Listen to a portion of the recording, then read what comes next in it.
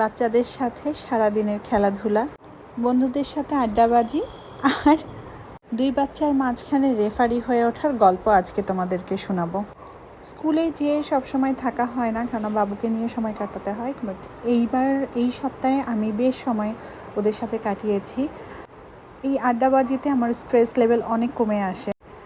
আমার ছেলে মেয়েদের সাথে সময় কাটাতেও আমার বেশ ভালো লাগে, বাট এইবার আমি খুব চেয়েছি এবং নিজে থেকেই রুটিন তৈরি করেছি।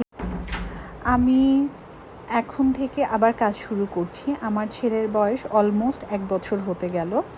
নেক্সট মান্থে সে 1 বছরে পা দেবে, আর এখন সে বেশ স্টেবল একটা জায়গায় আছে। সে তার দাদুর কাছেও থাকে এবং অন্যান্য মানুষের কাছেও থাকে। তো আমি কাজ শুরু করলে আমার স্ট্রেস লেভেলও কমে যাবে, বাইরেও বের হওয়া হবে, সুতরাং সবার সাথে দেখা সাক্ষাৎ হবে, কথাবার্তা হবে। বাসা আসলে ভীষণ টক্সিক হয়ে যায় একটা মানুষ। আমি নিজে 2বার প্রেগন্যান্সিতে বুঝেছি। এই জন্যই হয়তো বা বলা হয় যে মানুষ সমাজে থাকতে পছন্দ করে। আসসালামু আলাইকুম, কেমন আছেন সবাই? আশা করি ভালো আছেন। আপনাদেরকে আরেকটা ব্লগের জন্য স্বাগতম। এখন আমি যে ভিডিওটা করতেছি, এটা করছি হচ্ছে ফ্রাইডেতে।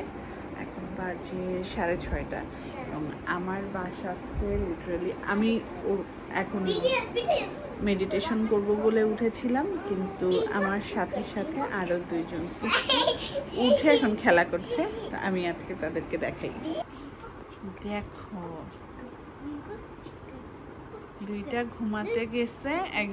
10টার সময় ঘুমাতে যাওয়ার কথা, একজন ঘুমাতে 10:30 বাজালো, আর একজন প্রায় 11টা 11:30টার দিকে ঘুমাতে গেছে। আর এখন তারা উঠে লিটারালি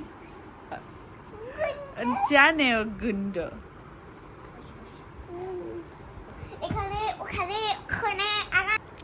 এই আমার দিকে তাকাও, বয়স তোমার 1 বছর হয় নাই এখনো। হ্যাঁ, তুমি টিভি ছাড়ার কি বোঝো, এসি ছাড়ার কি বোঝো? রিমোট পাইলেই এসি ছাড়বে, টিভি ছাড়বে, দুষ্টু করবে। দেখো অবস্থা। সেটা আমার ঘুমাইছে, আর ওর কাজ দেখো। হ্যাঁ, জিদান উঠে যখন চর মারবে, মারামারি করবে, তখন তো কানবি ভ্যা ভ্যা করে। তখন আমার নিষ্পাপ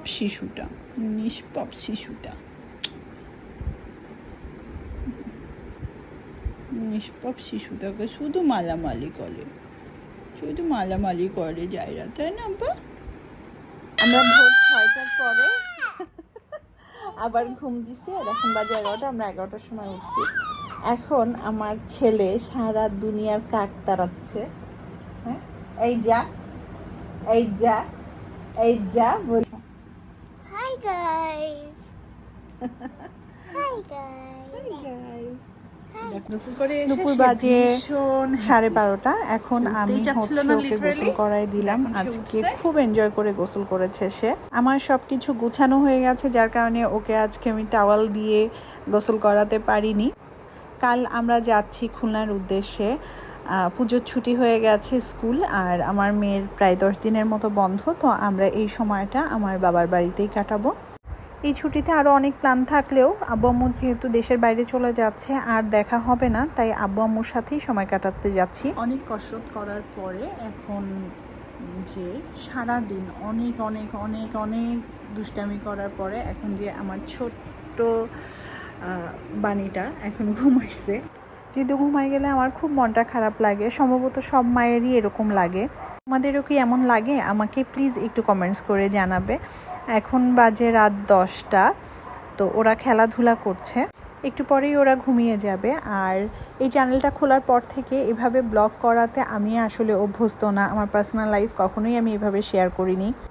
তোমাদের কেমন লাগছে জানাবে।